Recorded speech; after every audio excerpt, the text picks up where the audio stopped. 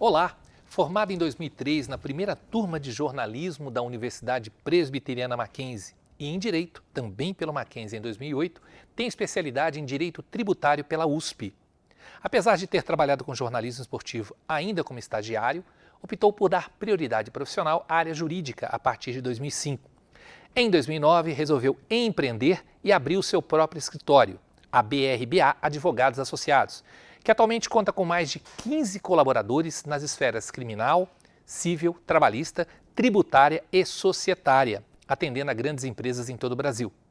O programa Memória do Curso de Jornalismo recebe hoje o jornalista e advogado Guilherme Ablas. Guilherme, Professor, prazer recebê-lo.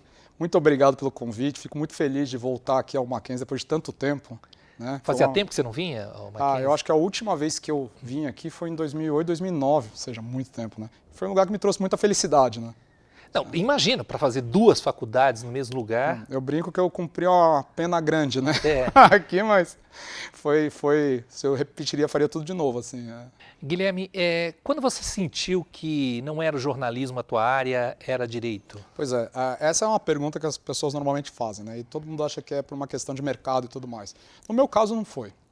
Tá? No meu caso, ele envolveu, como eu estava dizendo, eu sempre gostei de narrativa. Mas, em certo momento, eu vi que essa narrativa só não bastava para aquilo que eu queria, que era contribuir de alguma maneira com a sociedade. E o direito nos dá essa ferramenta. Né?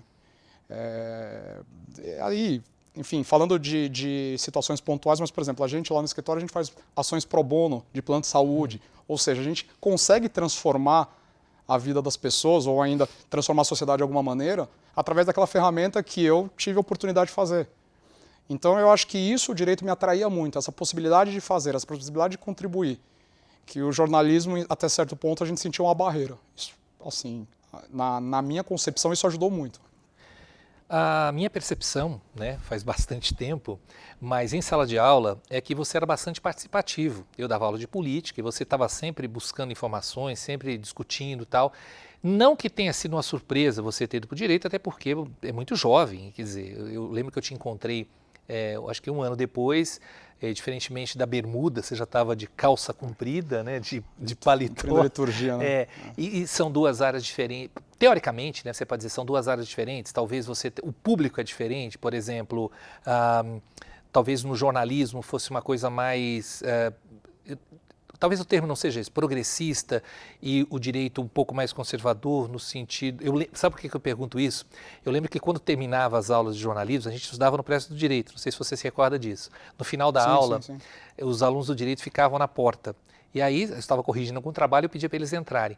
A primeira coisa que eles faziam em sala era arrumar a carteira. Era arrumar as carteiras direitinho.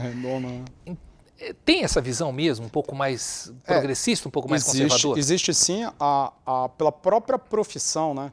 E eu acho que a faculdade ela te ajuda, inclusive, no dia a dia. Desculpa, talvez o termo seja formal ou informal. Formal ou informal. Mas eu brinco que quando eu fazia jornalismo, meus colegas me consideravam rapaz mais formal de direita, né? O cara, aquele estereótipo, né?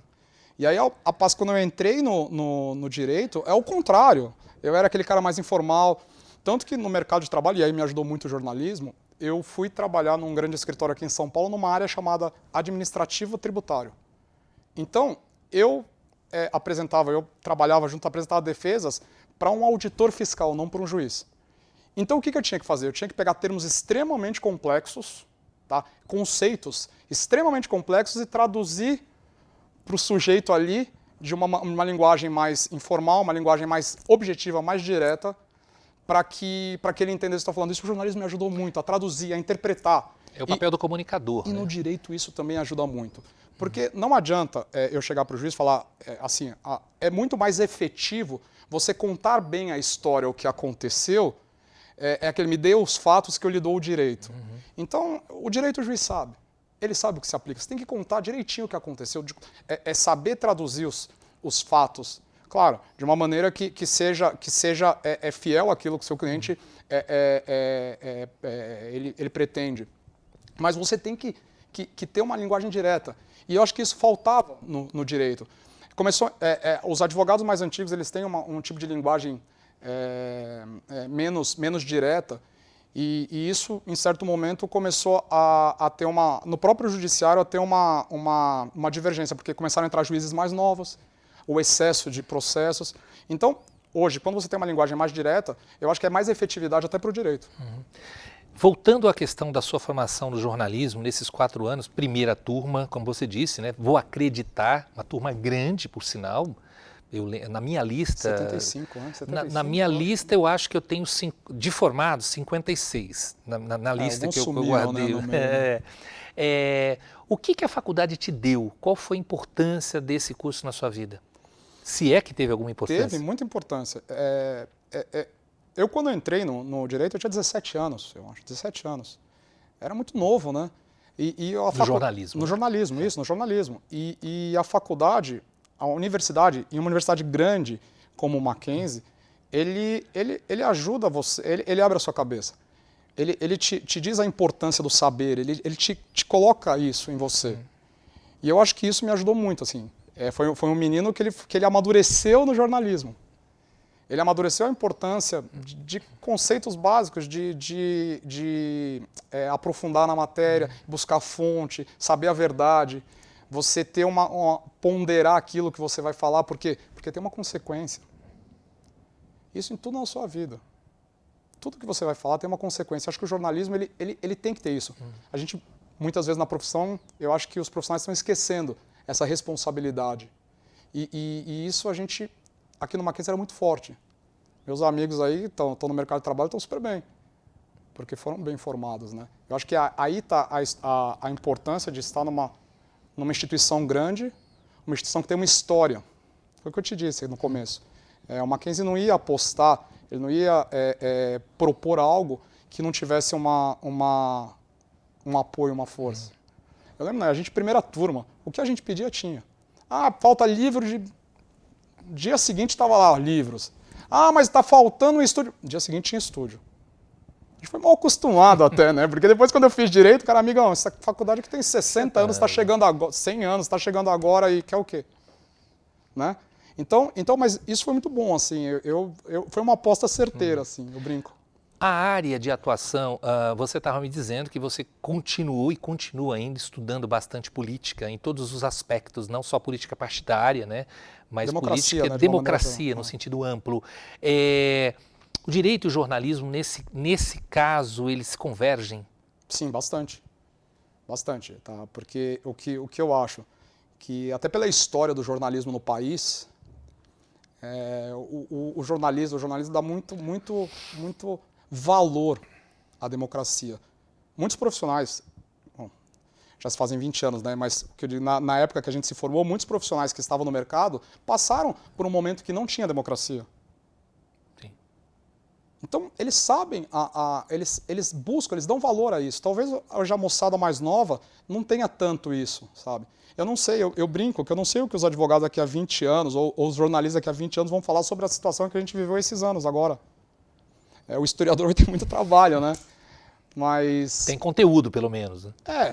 Tem muito conteúdo aí que você pode jogar fora, né? Mas tem conteúdo, né? Tem muita história boa para contar, como eu gosto de história. Tem muita história boa para contar. Né? Então, mas converge sim, e eu acho que sempre buscando a democracia, sabe? Que é um conceito muito amplo, é um conceito muito difícil. Você falar o que é democracia? É muito difícil. Eu acho que a gente estuda e a gente não tem uma resposta clara, né? Do que é a democracia, o exercício do direito do povo, né? Mas tem limite? Não tem? Como que é feito isso? Eles dizem muito quando a maioria, a decisão da maioria, né? Mas muitas vezes essa decisão da maioria ela oprime uma minoria, né? Essa minoria ela não vê esse direito, essa democracia, né? Então a gente tem que ter muito cuidado, muito equilíbrio, né? Guilherme, quando você entrou aqui e quando você se formou, acho que até no direito não existia nem o Facebook. Talvez o Facebook estava começando. Orkut, pô. Orkut, era da época do Orkut. Né? A gente está passando por um momento de revolução total, talvez, dentre tantas, né, muito rápido, que é o ChatGPT e a inteligência artificial. E eu acho que isso também atinge o jornalismo diretamente, atinge a comunicação diretamente, mas também atinge o direito. Você é um cara que eu sei que tem bastante interesse nessa questão também sobre direitos autorais. que vocês têm visto sobre isso? O que tem se discutido? O que tem que ser feito? Como é que a gente vai pensar isso daqui para frente? É difícil, né? Porque tudo que a gente hoje imagina, toda a previsão que eu dei agora é um achismo, né, meu? Porque a gente pega esse chat GPT, é algo muito recente, né? Tem o quê? Não tem um ano. Não tem um ano. Quando a gente busca inteligências artificiais, na minha área, a gente conhece, a gente ouve dizer de escritórios de advocacia, não tão conhecidos de nome, mas muito grandes, que eles já colocaram uma linha de produção ali que é toda automatizada. Tem um certificado digital plugado ali e a máquina ela replica defesas em grande escala. É uma inteligência artificial, não deixa de ser. Aí você fala assim, o advogado vai perder o lugar dele? Acredito que não, porque a advocacia é muito mais ampla do que isso. Mas é possível que muitos profissionais percam o seu trabalho. Pegando esse gancho, o jornalismo, a gente estava conversando isso anteriormente, inclusive muitos colegas de vocês da sua época não estão na redação. Aliás, nem da tua época e nem posteriormente, né? Mas estão trabalhando com comunicação. Com essa mudança toda, de certa forma, é assustadora, mas você tem um mercado mais amplo. No direito isso pode acontecer ou o direito está mais conservador nesse aspecto? Hoje, se eu pego o chat GPT e peço, chat GPT, me escreva uma contestação batendo nisso, nisso e nisso, que use com os elementos X, Y, Z, para tantas laudas, ele vai me fazer uma defesa. Está tirando o trabalho que talvez, por exemplo, se eu chegue, chat GPT, me conte a história do Mackenzie. Em vez de ter uma reportagem, ele vai reproduzir e alguém vai ler. Às vezes até a máquina pode reproduzir a fala. Então, o que eu acho que a gente tem que pensar é que por trás de tudo isso tem que ter uma pessoa, né? Veja, no caso do direito, que eu posso falar porque eu tenho estudado isso ultimamente, porque realmente é algo que a gente tem que ter atenção, não para se opor, mas para acompanhar, né? Eu não posso ficar para trás, ninguém pode ficar para trás. Mas é saber que o quê? Que as estratégias, o foco, é a história do redator, né? Precisa ter alguém balizando lá. Você não pode dar um microfone numa mesa e chamar aquilo de jornalismo, porque a gente conversou sobre isso. Precisa ter um direcionamento, né? Precisa ter alguém por trás que vai pensar, poxa, seria legal se eu corresse isso. Ou, nossa, olha que ideia bacana. Eu gosto de contar a história, é bem isso, né? Nossa, olha que história legal para contar. Então tem alguém que vai ter que fazer isso. E aí o jornalismo pode... Você diz ali que parte dos meus colegas não estão em redação, isso me deixa até um pouco chateado, porque eu acho que a grande maioria, quando entra no jornalismo, eles querem contar a história, né? Eles querem... Ninguém entra no jornalismo para ser um burocrata, né? Para ser um redator. Muitos redatores que hoje, nem sei qual é o trabalho, mas na época era um trabalho bem... Não ia à rua. O jornalista mesmo gosta de estar na rua, né? Gosta de ver os fatos, gosta de contar. Não, na sua época a gente falava em copydesk, que era para fazer as correções. Olha que coisa bacana que tinha. Então, eu realmente não sei. Eu acho que talvez a nossa geração seja quem vai enfrentar as mudanças, assim. Como tudo, né? De computador. Né? Quando você entrou, quando você terminou, estava começando a discutir a questão da validade do diploma para o exercício legal da profissão de jornalista e depois isso caiu, mas já se... Tinha alguma coisa sobre isso.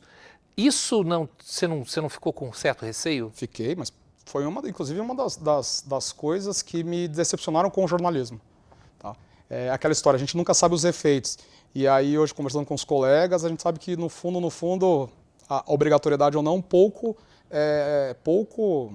atrapalhou, porque continuam exigindo diploma, continuam exigindo formação. Mas naquela época em que se colocam ou não vai mais precisar, tem muito medo, né, futuro? A gente fica com muito medo, porque fala, pô, eu tô aqui no jornalismo, tô me esforçando, fazendo, e eventualmente não vou conseguir emprego porque eu vou ter que concorrer com...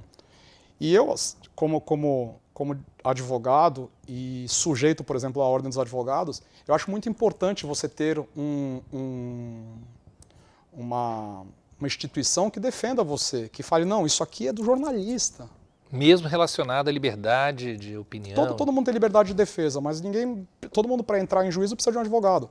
Ah, Guilherme, mas tem o JEC, tudo bem, você também tem blog que você pode colocar, mas para ser um jornalista, eu acho que tinha que ter uma regulamentação, e isso existe, né? Até eu acho que o governo Lula isso foi discutido, aí muita gente trata como censura.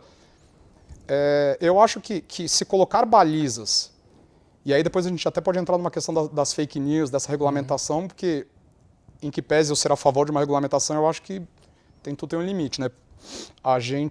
Mas a gente precisa ter alguém que fale assim, ó, isso aqui é da profissão, olha, eu estou regulamentando politicamente, ó, Está tendo um abuso aqui. E em relação a fake news, que você acabou de citar, como é que quem regulamenta, quem diz está tendo um abuso aqui, está tendo uma mentira aqui? Eu, assim, particularmente, aí é uma opinião minha, tá? Não tenho pretensão a discutir isso, até porque eu acho que vamos deixar os legisladores fazerem e depois a gente pensa que eu, como advogado no judiciário, como que eu posso dizer se está certo ou se está errado. Mas o que eu acho que há muitos anos o direito já vem fazendo essa baliza do fake news. Demora, tá? Eu sei que demora. Escola base foram condenados, meios de comunicação, a pagar a indenização esqueci o nome dele. Shiro Shimada. Pois é, e por coincidências da vida, eu vim reencontrá-lo num xerox na frente do Tribunal de Justiça. Ele nem gostava de falar sobre o episódio lá, né? Mas ele estava lá e era uma pessoa que a gente conhecia depois lá no direito. E eu vim saber que era a mesma pessoa até por um trabalho dos alunos do jornalismo. Que isso, que foram lá. É. E aí eu falei, pô, mas eu conheço esse sujeito aí, ele é do xerox lá. Mas enfim, eu acho que o judiciário ele faz isso. Guilherme, até hoje, né, é um dos assuntos mais discutidos ainda quando se diz de erros da imprensa. Isso, o caso, aí por exemplo, você fala dos limites do jornalismo e tal, teve o caso de uma modelo famosa aí com um empresário no mar, e aí as pessoas postaram isso e o Google foi condenado para tirar, só que o Google não tinha controle, porque conforme ele tirava, outros colocavam, e aí entrou numa discussão. Mas o judiciário ele já tem isso dentro das atribuições dele, né? Eu fico sempre um pouco, e aí talvez por esse histórico que a gente tenha no nosso país, eu fico sempre muito reticente, a palavra reticente, com uma limitação legal e objetiva administrativa. Eu acho que não. Você tem que dar balizas, mas limitações não. É a história do Código Penal, ele não fala que você não pode matar, mas ele fala que se você matar, você vai responder assim, assim, assado. Todo mundo aqui pode cometer um crime, mas você vai responder. Então, eu acho que é isso. A gente, sob pena de censurar, eu sou um pouco... Não li a fundo o texto. Eu acho que realmente os meios de divulgação, eles têm que ter uma responsabilidade ali objetiva, mas eles vão filtrar ali, eles têm que ter ferramentas de filtrar isso, né? Se ele tem ferramentas de saber, o algoritmo sabe se você gosta de azul, se você gosta de vermelho e te manda propaganda, por que ele não pode saber se isso é verdade ou não? Eles têm meios para fazer isso. E eu acho que nisso a gente tem que forçar, mas daí para ter uma restrição eu acho um pouco demais. Apesar de ser um advogado bem-sucedido, estar na área, estar feliz com a sua profissão. O único advogado de Vespa, né, na Faria Lima. Advogado de Vespa na Faria Lima. Já tem outros aí, eu tenho amigos que... Algum arrependimento em ter feito jornalismo? Nenhum. As pessoas me perguntam isso, né? E aí é interessante porque eu jamais seguiria a área de jornalismo. Se hoje me perguntasse, você seria jornalista? Eu acho que não. Mas se me perguntasse, você faria a faculdade de jornalismo de novo? Eu falaria, sim, faria. Para ser um advogado. Porque eu acho que isso me ajudou muito na formação de caráter, talvez, se eu tivesse feito uma outra faculdade, um menino de 17 anos que entrasse em qualquer, fizesse filosofia, talvez eu esteja falando a mesma coisa de filosofia. Mas naquele momento, para um menino de 17, 18 anos, foi muito bom o curso de jornalismo. E era uma turma briguenta. Soube brigar. Eu gostei que você usou uma palavra muito, muito bonita, que falar que eu era participativo. Não era chato, eu sei disso. Eu sei disso. Vou perguntar para os teus colegas. Eu era um cara que... não, mas tem alguns ali que é melhor nem perguntar. Mas eu batia porque eu sempre tive isso do que é certo. Não, mas é certo ter isso. É certo aquilo. A gente, às vezes, até pedagogicamente, né, com alguns professores, a gente tinha enfrentamentos. Mas por quê? Porque a gente entrou na faculdade, e talvez, eu não sei se foi um acerto da faculdade ou um erro, mas falou, vocês vão ajudar a fazer o curso de jornalismo. Sabe aquele discurso lindo? Então a gente se achava no direito de, eu tenho o curso de jornalismo, e bater, porque a gente é a primeira turma, Então, e isso aí me ajudou até no direito, porque depois no direito, o direito é isso, né? A gente vai se estressar com decisão judicial, se estressar com o cliente, se estressar com o promotor, com o procurador. É o estresse. Eu brinco que eu lido com o problema dos outros, né?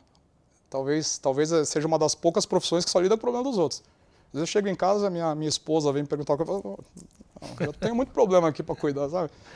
Guilherme, obrigado, querido. Obrigado Vanderlei, por você ter obrigado vindo. você pelo espaço aqui, por lembrar de mim, né? Eu não sou mais da área, né? Não estou mais no meio, mas para mim é algo que eu vou guardar com muito carinho, voltar aqui no Mackenzie, para poder falar um pouquinho da experiência de cursar. Que seja a primeira de muitas. Eu estou aqui à disposição, né? Se precisar.